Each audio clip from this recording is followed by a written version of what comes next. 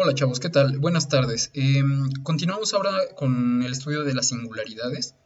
Em, las singularidades surgen a partir de nuestro jacobiano. Nuestra matriz jacobiana nos habilita para que nosotros trabajemos con estas cosas, las singularidades, que son de especial importancia en el estudio de robots manipuladores y en general de mecanismos. Seguramente que en su clase de mecanismos por allí vieron algo de singularidades en el contexto de mecánica. En el contexto de matemáticas, de álgebra lineal, las singularidades surgen cuando, bueno, nosotros no podemos calcular la inversa de las matrices, ¿no? Cuando nuestro determinante es cero y algunas cosas por allí por el estilo, ¿no? Entonces es un concepto matemático que se ha extendido a varios campos de la física, ¿no? Como les decía, mecánica y otras cosas, ¿no? Incluso a los agujeros negros por ahí les llaman singularidades, tiene que ver con todas estas cosas. Eh, Les repito, esto es importante en el estudio de robótica porque, bueno, nos va a marcar algunas condiciones bien importantes para que nosotros podamos trabajar. Esto se hizo grande. Ahí está. Ok, para que nosotros podamos trabajar, ¿no? Entonces, vamos a interpretarlo nosotros desde tres puntos de vista, tres aspectos importantes. El aspecto analítico, que es la parte matemática, el aspecto geométrico, que también nos va a dejar ver por ahí, hablar sobre los ejes, sobre los espacios, y el aspecto mecánico. Entonces, de entrada, a ver, esto no se quiere poner. Ahí está. En la parte analítica, nosotros tenemos varias condiciones. Nosotros vamos a encontrar singularidades en nuestra matriz jacobiana y en general en nuestra cinemática diferencial cuando nosotros obtengamos que nuestro determinante, que el determinante del jacobiano es igual a cero. Recuerden por allí que nuestra matriz jacobiana depende de varios valores allí de cosenos, de senos y de otras cosas, ¿no? Entonces, el que el determinante valga cero depende a su vez de los ángulos Q, ¿no? Depende de los, bueno, Q no solo son ángulos, son variables articulares, depende del estado instantáneo de mis variables articulares. Es decir, estas singularidades se presentan solamente en ciertos estados, en ciertos valores de nuestras articulaciones. Que nosotros, en nuestro jacobiano, tengamos un determinante igual a cero cuando ocurre una singularidad, implica también que el rango de nuestra matriz jacobiana no va a ser pleno, ¿no? Recuerden que una matriz es de rango pleno cuando su rango es igual a su número de filas y de columnas, ¿no? Estamos hablando ahorita de matrices cuadradas, estrictamente cuadradas, y una matriz de rango pleno es así, ¿no?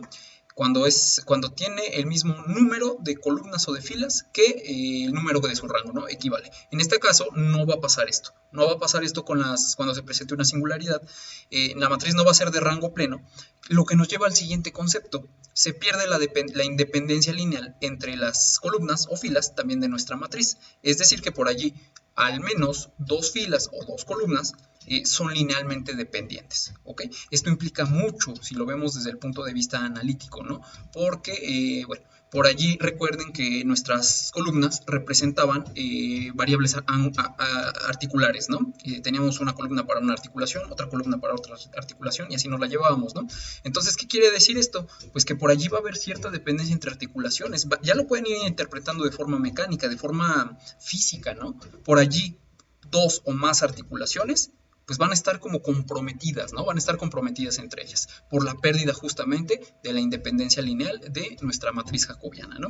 Eso es bien, bien, bien relevante, la pérdida del rango, la disminución del rango y demás, ¿no? Y bueno, si nosotros no podemos obtener el determinante, o de hecho, no al revés, si nosotros obtenemos el determinante de nuestra matriz jacobiana y nos da cero, eso quiere decir que nosotros no podemos invertirla. Por allí recuerden cómo hay algunos métodos para obtener nuestra matriz inversa. Y bueno, en algunos de esos métodos se ocupaba el determinante, ¿no? Y de hecho así está dicho, ¿no? Que si el determinante de una matriz es igual a cero, bueno, no tiene inversa. Entonces nosotros no lo podemos hacer. Justamente no podemos obtener nuestra matriz inversa. Tiende a valores infinitos, de hecho. Recuerden por allí que para obtener justamente esta matriz inversa, por allí nosotros teníamos que obtener una matriz adjunta, ¿no? Esa matriz adjunta se sacaba con los cofactores y demás, pero lo importante es que se transponía y después se dividía entre el determinante. Entonces, si nosotros sacamos la adjunta, la transponemos y la dividimos entre un determinante cero, bueno, algo dividido entre cero tiende a infinito, ¿no? Entonces, no está determinado allí el inverso del jacobiano. Tiende a infinito. Y esto implica un montón de cosas. ¿Por qué?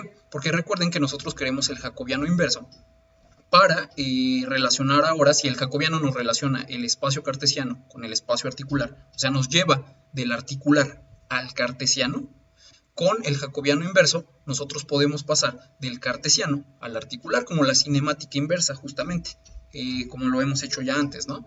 Entonces vean, que tiende a infinito nuestra matriz nos quiere decir un montón de cosas, ¿no? Nos quiere decir que en un punto singular nosotros vamos a necesitar velocidades articulares que tiendan a infinito para equipararlas con ciertas articulaciones, con ciertas velocidades cartesianas finitas que nosotros propongamos. ¿Qué quiere decir esto? Me estoy adelantando un poco, pero quiere decir que si nuestro jacobiano inverso tiende a infinito, entonces para que yo pueda mover mi efector final de un punto a otro cerca de una singularidad, mientras más me aproximo a una singularidad, mis articulaciones se tendrían que mover a velocidades idealmente infinitas, ¿no? Entonces eso es imposible en un robot. Y vamos a ver que no solo son velocidades, también eso se aplica a otras cosas, ¿no? Como los torques y las fuerzas. Bueno, me adelanté un poco, pero esto fue la parte analítica, ¿no? Esto implica el que nosotros tengamos singularidades en nuestra matriz jacobiana. Otra forma de verlo es la parte geométrica. Entonces, desde el punto de vista geométrico, esto quiere decir cuando se genera un jacobiano, cuando se genera una singularidad, quiere decir que los ejes de algún par allí de nuestros eslabones, recuerden que nuestros eslabones, de nuestro robot, tienen tramas asociadas, sistemas de referencia. ¿Qué pasa cuando ocurre una singularidad? Que esto se alinea. Entonces, vean, les puse el robot más sencillo de siempre, el planar, y vean, aquí hay una singularidad. ¿Por qué? Porque el que esta articulación, esta sí es muy grande, el que esta articulación de aquí, la segunda, me está cambiando de, ¿qué está pasando? ¿Qué está pasando? ¿Qué está pasando aquí? Ahí está. Entonces, el que esta de aquí, esta de aquí, esta articulación, esté en esta posición, hace que se alinee este eslabón. Se alinea con este eslabón, ¿no? Entonces vean, aunque es un robot de 2 grados de libertad, en realidad, si está alineado en esa posición, pues es como si tuviéramos un robot de un solo grado de libertad, ¿no? Si nosotros fijamos esa articulación allí, pues la única que hace chamba es esto, ¿no? Esto es como si ni existiera, como si fuera un palo nada más, una barra, ¿no? Entonces, bueno, eso implica la alineación de las tramas asociadas y la alineación de los eslabones, ¿no? Y usualmente ocurre que las singularidades se presentan en los límites de nuestro espacio de trabajo. Recuerden que nuestro robot tiene un espacio de trabajo. El espacio de trabajo era el área, toda el área en la que nuestro robot se puede mover, ¿no? Son el conjunto de puntos que nuestro efector final puede alcanzar. Entonces, por ejemplo, en este robot, el área de trabajo, bueno, los límites serían un círculo. Y de hecho, vean, si está estirado justamente así como está este robot y su área de trabajo cubre hasta este círculo, pues entonces eso quiere decir que justamente las singularidades ocurren usualmente, no siempre, usualmente en los límites del espacio de trabajo, ¿ok? Se da mucho eso. Cuando llega a los límites nuestro robot, cuando se estira, ¿no? Hasta lo más que puede. Y bueno, en la parte geométrica es eso. En la parte mecánica, o la interpretación física de todo esto es lo que ya les anticipaba antes. Se pierde un grado de libertad, por lo que les decía aquí, ¿no? Está fija esta articulación, es como si tuviéramos una sola barra, como si tuviéramos un robot nada más de una articulación. Se está perdiendo un grado de libertad. Y lo que les anticipaba con la explicación analítica, que si hablamos de velocidades, pero también de fuerzas, pasar nosotros de un valor deseado en el espacio cartesiano a un valor necesitado en el espacio articular, como en la cinemática inversa justamente, no es tan sencillo. ¿Por qué? Porque valores finitos en el espacio cartesiano implicarían valores infinitos en nuestro espacio articular. Les repito otra vez, es como si yo quiero que mi robot llegue de un punto a otro punto, pero estoy cerca de una singularidad y analíticamente, matemáticamente, tendría que mover mis articulaciones con velocidad y con fuerza casi infinitas o con tendencia a infinito, lo cual no es posible porque nuestros actuadores son finitos, ¿no? Complica mucho las cosas por allí. ¿Cómo se vería esto más o menos? Si ustedes lo quieren más o menos ver. Aquí tengo una muñeca esférica que hice en estos días. Se las voy a mostrar. Recuerden que los robots que hemos visto, por ahí platicamos de muñecas esféricas. A ver, déjenme cambiar la pantalla. Ok, entonces, esta es una muñeca esférica, está hecha con servos de estos de juguete, estos que todos usan, servomotores de Jovista.